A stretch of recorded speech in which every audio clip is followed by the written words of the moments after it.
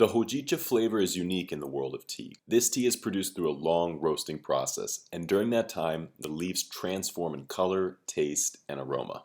In this video, we're going to answer the question, what does Hojicha taste like? We'll compare the Hojicha taste to other types of teas, and we'll also give you a short Hojicha flavor pairing guide. Before we get started, it would really mean a lot to us if you could subscribe to our YouTube channel and stay tuned for future tea videos. We have hundreds of videos on all sorts of topics related to Japanese green tea, but for this episode, we're going to focus on Hojicha specifically.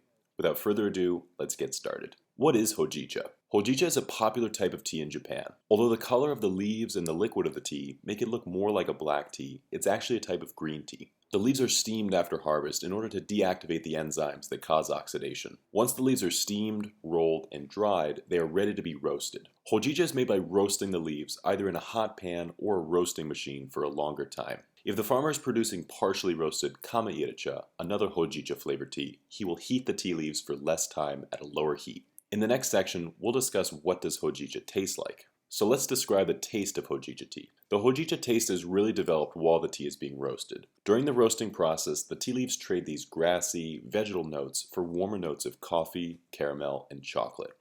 This makes Hojicha more of a warming tea, something you might want to enjoy on a cold winter afternoon. Is there another type of Japanese green tea that has a similar flavor to Hojicha? As we mentioned before, there is a partially roasted tea called Kama-iracha, and that may be considered the closest cousin to Hojicha. This tea has some of the roasted Hojicha flavor, but it also shares a lot of these vegetal characteristics with sencha. So while it is a Hojicha flavored tea, it's really in the middle between sencha and Hojicha. Genmaicha is another Hojicha flavored tea, made by mixing tea leaves with roasted rice. The toasted rice imparts a warm cereal or caramel flavor to the tea, which makes for a nice afternoon or evening treat with a lower caffeine content. What flavor is Hojicha most similar to? If you had to pick one flavor that the Hojicha taste is most similar to, it would probably be coffee. The flavor of Hojicha is not quite as strong as coffee, so if you're a seasoned coffee drinker, you may find it to be a little bit weak, but it does bear a close resemblance. Now let's talk about Hojicha flavor pairings. If you're looking for a good Hojicha tea flavor pairing, it's best to go for foods that have a similar taste profile, like toasted almonds, roasted ginger, and chocolate.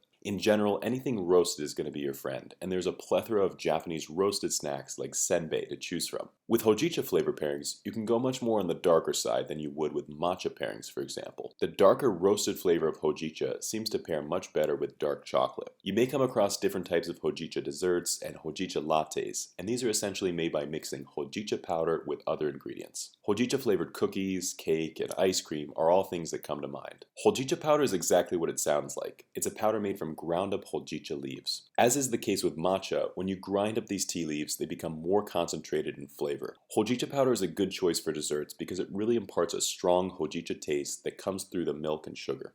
If you're sensitive to caffeine, or you simply prefer these more warming and soothing Hojicha flavors, we would recommend you try out one of our Hojicha teas. After traveling around Japan for the past few years, we've met with dozens of farmers and sampled lots of different types of roasted teas. We ultimately decided on a small handful of our favorites to share with people all over the world. We have a great lightly roasted Hojicha from Mr. Noike in Kyoto that is well liked by the neo-teas community. Because this tea is grown in the middle of a forest, it's partially shaded throughout the day, and therefore it develops a natural sweetness. When you order tea from us, you're not only helping to support this channel, but you're also helping us to support the dozens of talented farmers we work with all around Japan. We hope that by sharing these farmers' stories and their teas with people all across the world, we can help transition the tea industry into a more positive, sustainable direction.